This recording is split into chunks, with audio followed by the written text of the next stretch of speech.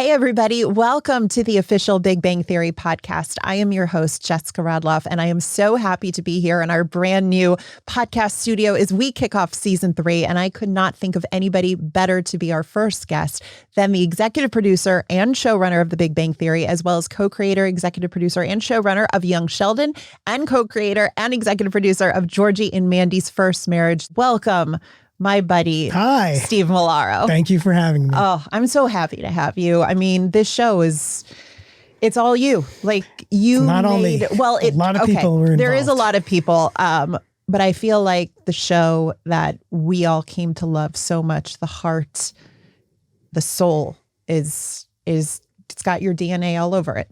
I had a couple of fingers in there. You're being modest. You're being modest. Involved. You're being modest, but we're very grateful. We're going to talk about Penny and Leonard becoming officially official today because in season 3, well, let's go back. Season 2, the finale, Leonard and the guys go to the North Pole for their expedition, and Penny gives Leonard this big, like, snuggie, onesie, whatever you want to call it, and then this long hug, which Leonard then reads a lot into. He then goes back to Penny and is like, what did that mean? Do you want me to stay? She's like, it didn't mean anything. I don't need you to stay. You know, we then find out she, of course, wanted him to stay, but he goes away for 3 months to the Arctic. So before we pick up in season 3, how are you feeling at the end of season 2? Did you know exactly how you guys would start season 3 with them reuniting, or was this something that hadn't crossed your mind yet? I don't think that we had a solid plan ending the season, other than we knew feelings were happening and we were game to figure it out when we got back. Speaking of getting back, you guys had 3 million more viewers going into season 3 premiere than you did with the season 2 finale. That never happens. Yeah. Like, that is incredible to think back that you guys just increased that viewership over time. And it wasn't even in syndication yet. No, the growth of that show just been remarkable. I feel like it was always growing slowly, but it was growing. Yeah. And then it just started, it was like this snowball going down the hill. It was pretty. And it kept growing, I think, deep into season 7. Oh, yeah. No, at least. And I think season 9 might have even been one of the highest rated episodes, especially when Sheldon and Amy had coitus for the first time. Right. So it just, it kept going. But 3 million additional viewers at the start of season 3. Do you think that had anything to do with the fact that people were hoping to see a Penny and Leonard, like, I don't want to say reunion, but a kind of a reunion? It's possible. Or people were just finding the show. Yeah. I don't know. But thanks, 3 million people who joined us in season 3. Well done. I like the play. I like the play to the camera. So tell me then, what were the conversations like in the writer's room going in to season 3? You guys all get together that summer to start outlining. I don't want to say the season. You guys never really planned too far ahead. But what were those early conversations like in the writer's room? I remember pretty early on leading the charge on, let's not drag this out. Let's have Leonard and Penny. She should kiss him right when that door opens, and let's do this, was my feeling. Wow. So you knew right away that that's what you wanted. Knew is a strong word, but I was willing to give it a go. Okay. And tell us why. You touched on this a little bit when you were here last time. Why was the Penny and Leonard relationship so important to you? What did you love about it? I always related a lot to it. It reminded me quite a bit of my relationship with my first girlfriend, where I felt like I was in over my head and did not have a lot of experience with relationships at all. So I was just very protective of Leonard and Penny and a fan of them and always rooting for them. It's always fun too, the friends to lovers, I don't want to say trope, but it's such a big deal for so many people that start off as friends and then goes into something else. But in a world where that certainly can be a trope on TV, it was another reason where I was feeling, let's not continue to drag this out even further in the will they or won't they world. Let's do it. Like, let's just go for it and see what happens. So I feel, I mean, this was quite a few years ago, but I feel like the feeling was just excited. Let's give this a go, and not really nervous or scared about how we would figure it out moving forward from it. The first episode back, episode 301, called The Electric Can Opener Fluctuation. Before we get into the Penny and Leonard of it all, it was big for another reason. Do you know what this marked the first appearance of? I don't.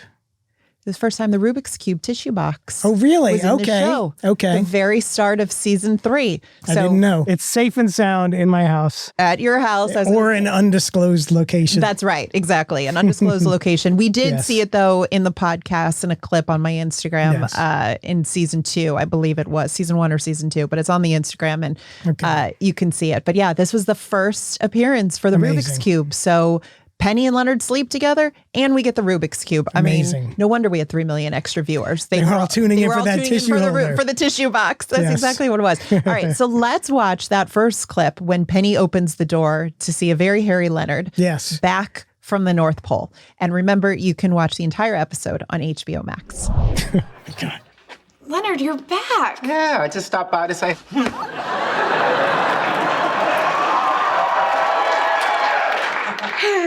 Yeah, so hi.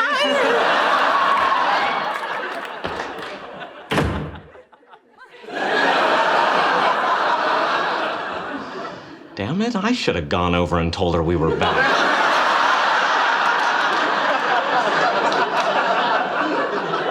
Yeah, it was first come, first serve. So great to see the two of them. Statler and Waldorf, as I like to say. Quite an amount of impressive facial hair for what apparently was 3 months. It was just 3 months. Good for those guys. Yeah, exactly. Okay, nicely done. Tell us everything you remember from watching that scene play out. The audience went wild. You could hear them. Right. I remember. I mean, I'm sure there's a lot of talk of amount of hair for the guys coming back, and we wanted it to be funny and noticeable. Seeing it there, I'm like, wow, we really, went for it. But it was great. What a great episode! What a great opening! What an exciting way to shoot out of season 3 with that kiss. And it's such a good kiss. Yes, it feels like it went on longer than we saw. Like I noticed a quick cut. I don't know, but it felt like because Kaley and Johnny were really an item at this point. I mean, they were, and then they weren't, but they were still working together. I don't remember the exact timeline of that, but it certainly could have been. Maybe the audience was going crazy for a little too long for the cut. Right. And so we cut away and trimmed it up a little bit. I'm not sure.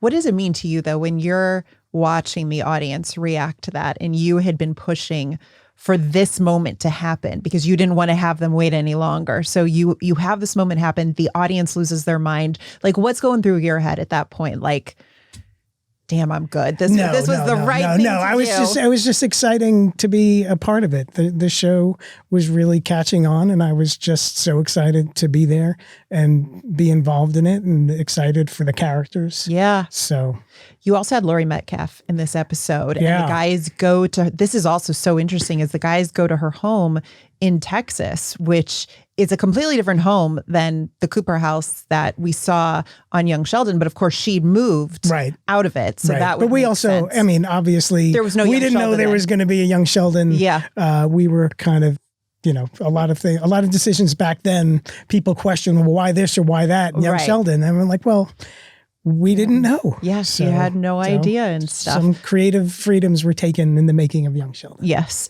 So but that also, we don't know that was the same house. Right, exactly. Very true. So Leonard goes to Sheldon's mother's house, Mary, because Sheldon has basically decided to, I don't want to say run away, but just escape Pasadena for a little bit of time. So the guys go down to try to bring him back to Pasadena. And then when Leonard gets back to Pasadena, he gives Penny a snowflake. Yes. Do you want to tell us the story now, or should we watch the clip? Let's watch the clip. Okay, let's watch the clip on HBO Max, and then Steve has a great story. He's promised me. Oh, I don't know if it's great. Hi. Hey, listen, since we got, interrupted last night, I didn't have a chance to give you this. Oh, Leonard, you shouldn't have. Oh, boy. What is it? It's a snowflake from the North Pole. Are you serious? It'll last forever. I preserved it in a 1% solution of polyvinyl acetyl resin.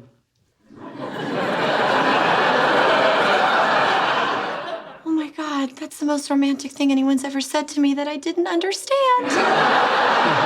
It's actually a pretty simple process. You see, cyanoacrylates are monomers which polymerize on... Red alert, Leonard. Sheldon ran away. Man, I cannot catch a break. Okay, I got a little ahead of myself. Sheldon hadn't gone to Texas yet. Right. He went after this. He went because they played a trick on him and made it feel like he was getting scientific findings that were not really happening. And he was sure he was going to get a Nobel Prize. Yes. And it realized it was all a lie to shut him up because they had to be out in the Arctic with him for a long time. Yep. But obviously that Nobel Prize, I mean, this season, he talked about it a lot. I think he always felt he was going to get one way or another. Yeah, yes. he knew he was going to get it. That's for sure. Yeah. I can't stop laughing at Simon's facial hair. Even in this, they like gradually start to shave, and I think Jim even has a goatee. Jim comes home. Sheldon comes home with the goatee. Everybody else had wild hair. Did he walk in with it? Yes. Okay. And then he shaved it to just a goatee. That was a nod, I'm pretty sure, to Spock. There's a pretty well-known episode of Star Trek where there's another version of Spock and he has a goatee. And so Sheldon with the goatee is a little nod to when Spock had a goatee. I like that. Okay, so tell us the story about the snowflake. I don't remember where I had read about it, but I knew that was a real thing that people were able to do. And I thought that would be such a romantic thing for Leonard to bring back for Penny. And how could she not love that, especially since things were brewing between them. Yeah. And so my story is I have a little surprise for you here in my pocket. You have it? I have the actual snowflake from the episode. Wow. Now, I don't want to spoil Hollywood magic. There's no snowflake imprint on the actual prop. So as wonderful as our beloved prop master, Scott London, was, and I'm sure he would have liked to, I even said to him, can we not do this thing to really make the snowflake in it? And he was, I think he said something along the lines of, it's August in Burbank. Where am I supposed to get a snowflake? So it's faked, but so it's just literally like it's just the two pieces of plexi or acrylic glued together. But it does look a little bit, I don't know what this is. It looks like there could have been something in there, or am I just? I think that's just the glue. Again, we're spoiling Hollywood magic. The glue. But in the world of everybody in Pasadena, there really is a snowflake in there. Oh my gosh! But this is. I don't have tons of props, but I did ask for the snowflake. Wow! After that episode, that's really cool. Yeah, I'm so glad you brought it. Wow. Oh. See, I appreciate, even though there's no snowflake in it, I appreciate it. We could cut that out and just say there's a snowflake in there. No, but I think it's so cool because this is it. That was it. What do you think that Penny, obviously she was into Leonard at that point, but when she got this and she saw, you saw what it meant to her. Yeah. What do you think, how do you think it changed maybe, I don't want to say her feelings towards Leonard, but do you think it amped it up a little bit? Sure. I mean, what a lovely thought, and what such a Leonard science specific way to do something that's still super romantic. What else do you got? That was it. What else is at your house or the undisclosed location? I mean, this is not much more, but I knew we were going to look at this episode, so I went on a mad scramble. I actually wasn't sure where it was and started tearing through boxes. And I found it.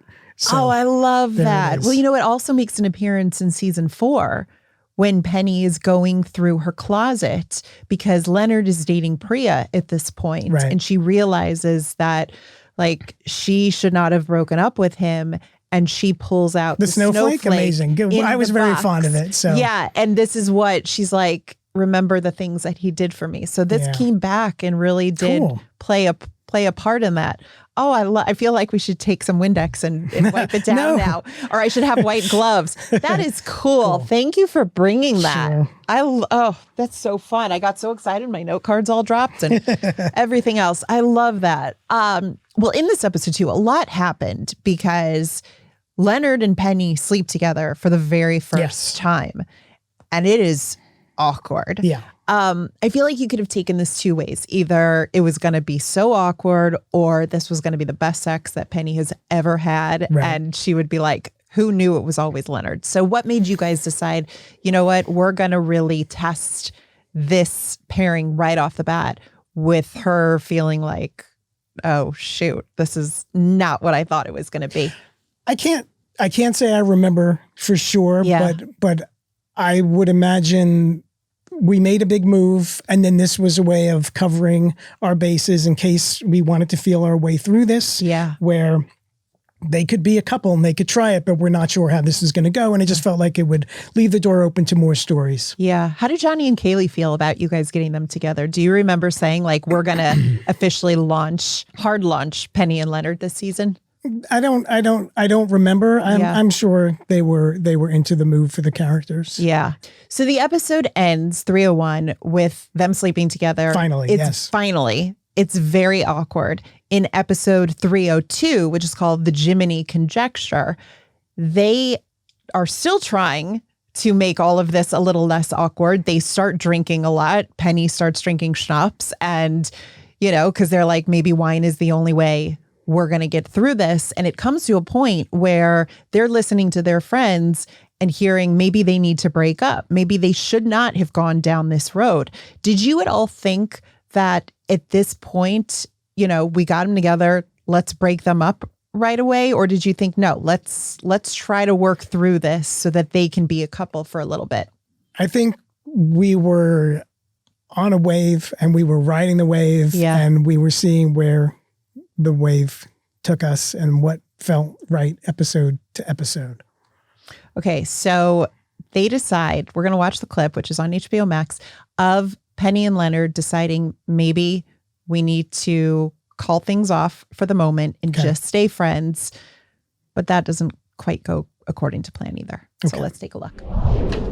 Oh, hey. Hey, what did Sheldon say to you? Not a lot. Just that we always have the option of going back to being friends. Is that what you want? I don't know. I mean, you have to admit, things seemed simpler when we were just friends. I guess. It would take the pressure off. It would, wouldn't it? So we'll just be friends. Good. Come here.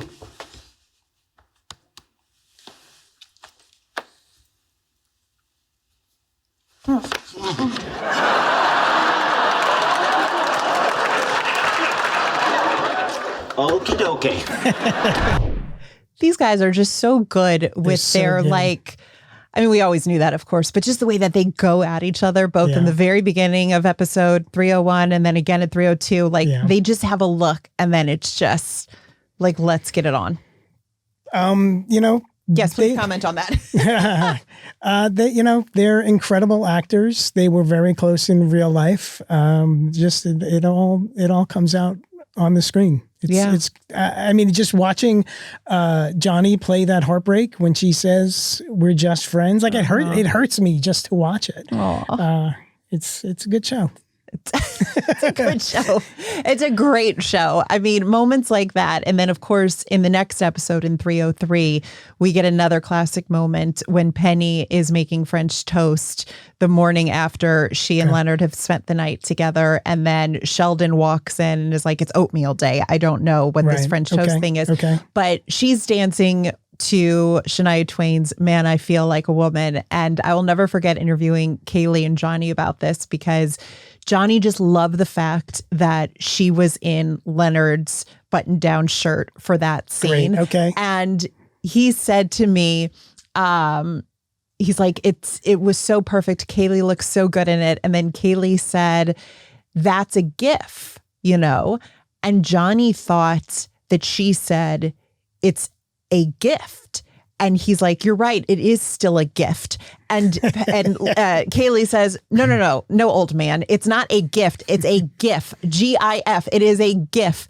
And then the three of us were just texting this GIF to each other because it is. You can enter it in like Penny dancing to Shania Twain and you get this GIF of them. And Johnny just thought it was hysterical. He had no idea what we were talking about and everything. But he was like, put this on the record that there is nothing hotter than Kaley Cuoco in Leonard's shirt at this. And they just love those moments that you guys created. Yeah. So it was fun. What were those conversations like in the writer's room about, having her sleep over and then the interactions you get with Sheldon and Penny? Because that was, again, the secret sauce to the series.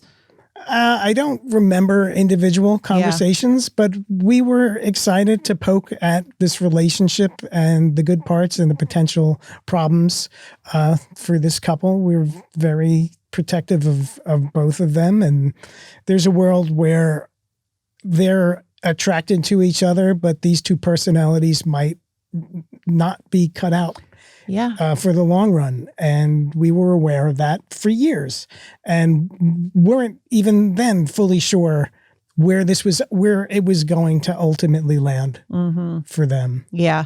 Well, at least we get a few more. I mean, I feel like their relationship went a good 19 episodes in season 3. It wasn't until the Wheaton reoccurrence, 319, I want to say, followed by the Spaghetti Catalyst in 320, where they where they broke up in the bowling alley. All these episode title names. I know. It's only because I'm in it right now for the podcast. I don't think anyone associated with that writer's room could remember anything based on any of those titles. Listen, if it wasn't my job to do this podcast, I would have no memory except for the opening night excitation, which was my favorite episode.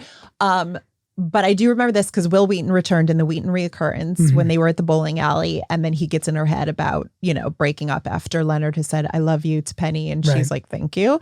And then in the Spaghetti Catalyst, that's when they really officially are no more. But that wasn't until 319 and 320. So you gave us fans so much great Penny and Leonard moments in those first 19 episodes of season 3, which we didn't get with Ross and Rachel on Friends. They got together and it was only 2 episodes later that they went their separate ways for a little bit. So thank you, I guess is what I'm saying, that we got 19 good episodes for the most part. And then it was all downhill. No, but then we had a big break because Priya entered the picture and everything. So, and then that allowed us to explore other storylines and avenues of where now you were involved with someone who lives across the hall and you're trying to be friends and it's weird and all that. There are a bunch of good stories in there too, knowing full well at any point they could always get back together. Exactly. But anyway, for the purpose of this episode that we're doing, there's another really cute moment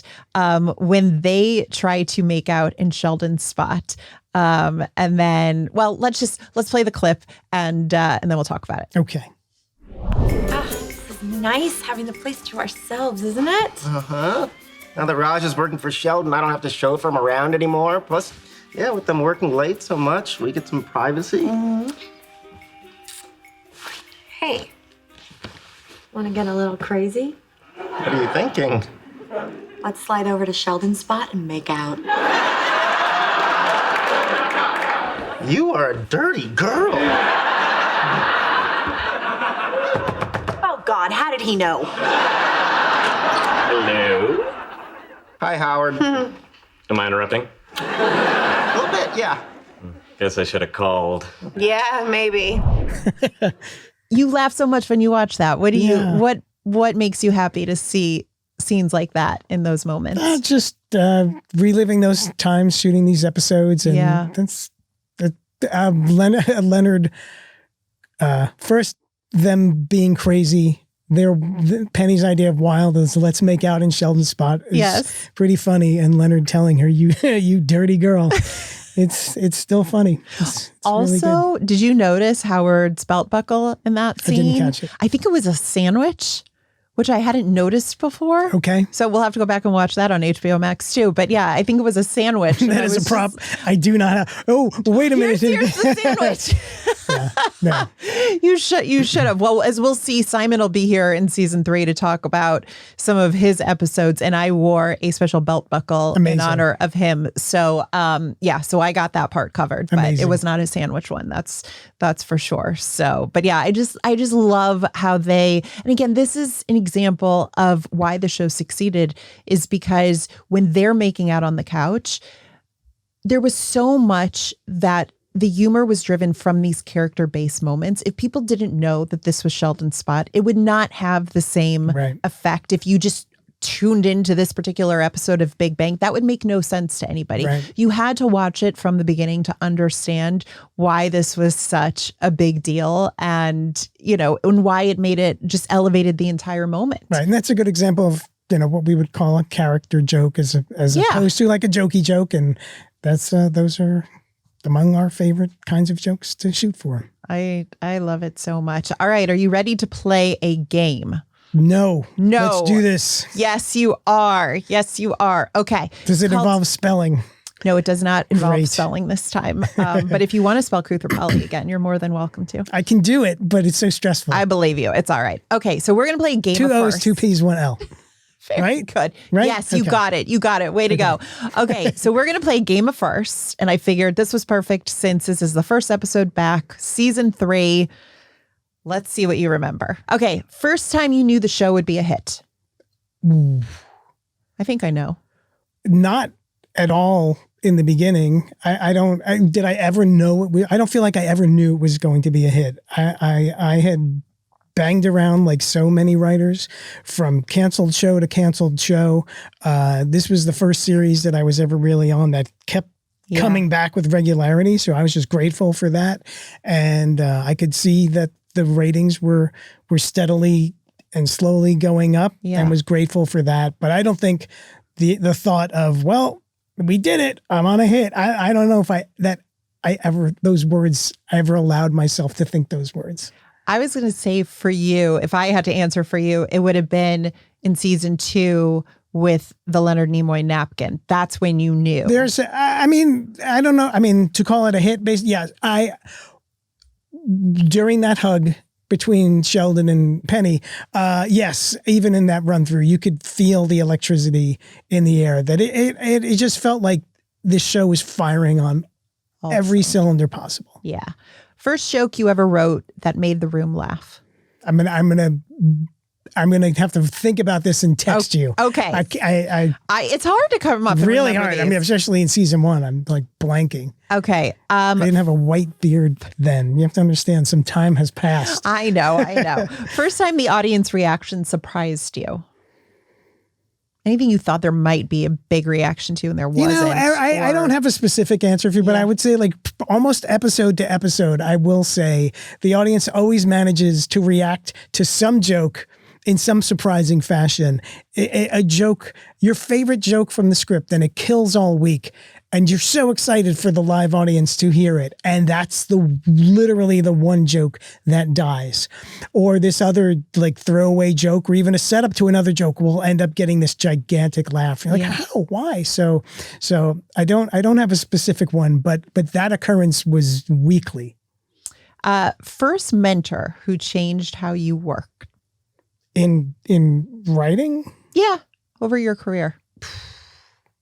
There's so many. I feel like there's been a long list of people that I'm very lucky to have been under their wing, even way before writing. And you hopefully take a little bit of all those people with you, and in success, it's a way of thanking them. First guest star that changed the energy on the set. Guest star that changed energy. I will say that we were lucky to have some incredible guest stars, and I can't think of one where it was a negative experience or we were sorry they were there. So it's whoever was the first big guest star we probably got where we couldn't believe. I mean, obviously Stephen Hawking comes to mind. Yeah. That had to be an early one. That was one where we can't believe this is happening, that he's here and he's on our set and we're shooting things with him. There was you tell you I feel like you would know better than Bob me. Newhart, because the cast really was so overcome with just having a legend like him in that space. That was incredible. But there were so many incredible guests over the years. And I was Stephen Hawking before he was Bob Newhart. He was. So that was certainly a what surreal existence is happening right now. Is this? Yeah. But yes, Bob was just a treasure and just a joy to work with. And we were very lucky to have him. And he won his first Emmy because of you guys. Crazy. That's what's crazy. The fact that he hadn't won an Emmy before. True. Thank God he won it. Like, I'm glad Big Bang had a hand in that. But I also think that was hey, we neglected you for a long time. Let us take this opportunity to give this one to you now, sir. Yeah, that's very true as well. But also what you guys wrote for him was Professor Proton. I mean, it was brilliant. I say that word so much, I feel bad. I need to come up with another adjective. But what you guys like planned out for his character and then his interactions with both Penny and Sheldon were just so iconic and memorable. So, I don't want to go off on a tangent, but the person from my childhood that inspired Professor Proton for me was this show called The Uncle Floyd Show on UHF out of New Jersey. I grew up in Queens in New York. He recently passed away. Oh, I'm sorry a month or two ago. So that was pretty sad. That was such a crucial and large part of my childhood. Yeah. But just wanted to bring it up. And say, still thinking about that guy. Yeah, I can. I'm so sorry to hear that. I remember you telling me that story and how instrumental he was, and you reached out, right, to him. Didn't you reach out to him or something? I mean, I had been he at the time. Right before Professor Proton was created, he had been doing like an internet radio show that I had been listening to. And there was like an internal commercial on that radio show saying that he was available for personal appearances and parties. And I half jokingly said to my wife, do you think we could pay Uncle Floyd so he'll hang out with me? And I was just so entertained by that thought. That's what gave birth to Leonard and Sheldon. Having been a fan of a TV show from when they were kids and finding out that he was available for parties and thinking, well, why don't we just pay him to hang out with us? Yes. So inspired by me listening to Uncle Floyd all those years later, and we translated into a science kid show, Professor Proton. So did you actually call up Floyd and asked for him to come over? It never happened, but we did talk about it happening at one time, unfortunately. But we did I did get a chance to hang out with him in person a few years after that, and we had lunch, and it was lovely, and I'm really glad that happened. I didn't have too many interactions with him, certainly not as an adult, but I can tell you when we walked out from that lunch, I felt his hand on my shoulder, and he quietly said, "I'm proud of you," and that is a cherished memory. Wow. Yeah. That's really cool. Yeah. Wow. Did you get a photo with him at all? I don't know if I have one, but I have lots of photos of me at like age 13 with him. That's amazing. You must get so sick of me asking, but do you have a photo of that moment? I always ask you for the photos because I love to see it. I'm always digging through my phone. I know, for me, yes. But I will send you a picture of me and Uncle Floyd when I was 12 or 13. Okay. I know I have that. That I want to see. That I really want to see. Sure. But how special. I love that he told you that. Yeah. That's so Pretty great. Cool. Okay. I have no idea. You know what? You threw me off. This is your fault for this episode. No, you threw me off with the snowflake. As soon as you brought out the snowflake, I lost all sense of where I was going in this episode. And I'm like, oh my God, it's a piece of glass and there's no snowflake, but I'm very excited. And then I'm like, I don't know where this episode went. Okay. Anyway, here we go. First thing you do when starting a new script. Something we started in the Bang room that just sort of helped me sort my thoughts. Are we allowed to curse? Sure, on this go podcast? For it.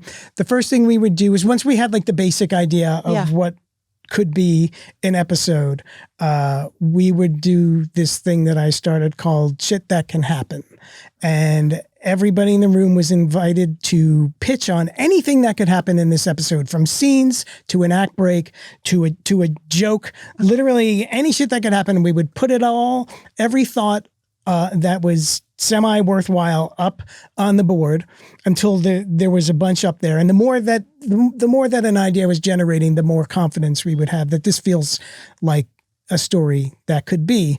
And then we would start to look at all those things almost like puzzle pieces and pick them off and move them to the other board. And well, that idea there seems like that could be a cold open and we could bring it there. Maybe that's act 2 and we kind of start to build the episode that way. Wow. So that can happen. Fascinating. You never told me that. That's news to me. I really like that. That's a good game. That's really good. A good thought starting game. Okay. First time you started thinking about how the show might end. I don't know when, but I think there were 10 polls that we were always sort of working toward. And I think for years we had a rough, eventually Sheldon and Amy were going to sleep together. Yeah. I think eventually Sheldon and Amy would get married. Eventually Sheldon would win the Nobel. And I think those were sort of the loose, because we also didn't know when the series would end. Yeah. So we were always trying to leave one or two that we still had access to when it turned out, okay, this is it.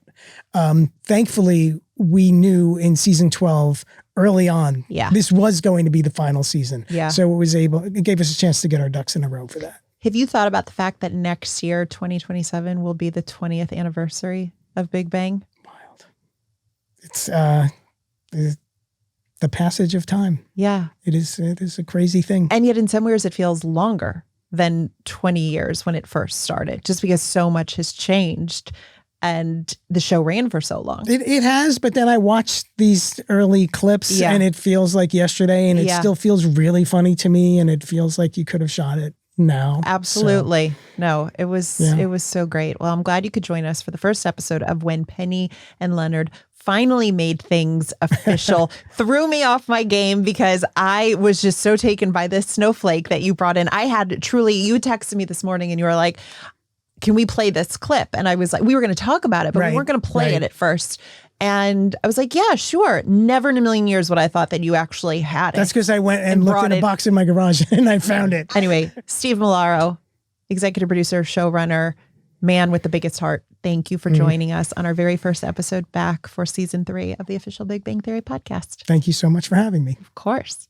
Well, that's it for today's official Big Bang Theory podcast. Please join us all season long. We are going to have some amazing in-studio guests: Simon Helberg, Kunal Nair, Melissa Rausch, Mayim Bialik, and so many more. It's going to be so much fun to go down memory lane with everybody. So stay tuned for all those episodes. Don't forget, you can watch The Big Bang Theory. Every single episode is now streaming on HBO Max. And then, of course, for the podcast, it's also available on HBO Max and wherever you listen to your podcasts. Thanks so much.